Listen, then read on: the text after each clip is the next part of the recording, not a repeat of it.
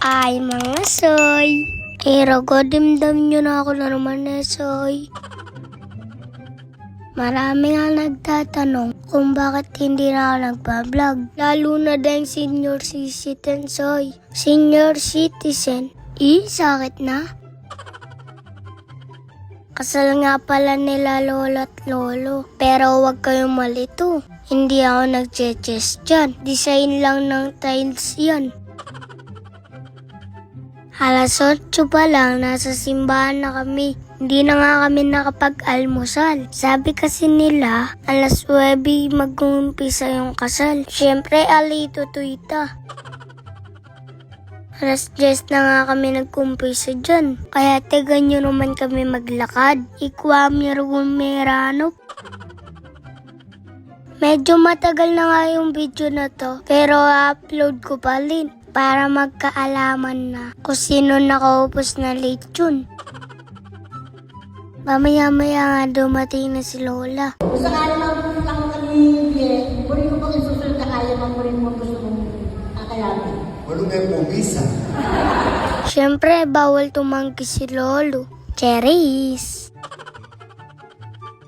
Fast forward, pagkatapos na yung kasal, nagpicture-picturean lang kami dyan. Mabilis nga lang natapos dahil alam naman namin walang pwedeng pumigil. Nung nakauwi na nga kami, marami nang dumating ng bisita. Pagdating nga namin, kumain na kami. Kaya pala agad naubos yung lechon. May Sharon no may Sharon. Kaya ka rin Marites Ken, wag niyo akong pambintangan.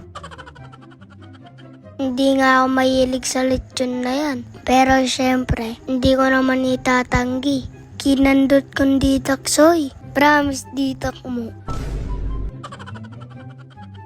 Kaya kung may nanalo sa pagsasharon, hindi ako yun. Walang iba kung hindi yung ninong ko. Ano yung buot ko kayo niya? Ikaw mo ano pa mo? Fast forward, nung matapos na kami kumain, nagpahinga lang kami saglit. Meron kasing palaro si Lola. Kung sino daw magaling sumayaw sa amin, meron 500 pesos. Meron nga nag-jumbo hotdog. Meron pa muntik mag-away.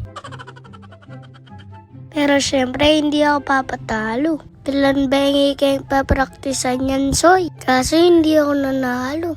Dinayada ako yata, Soy. Ganado yung ninong ko, Madakal niya kasi apang lechon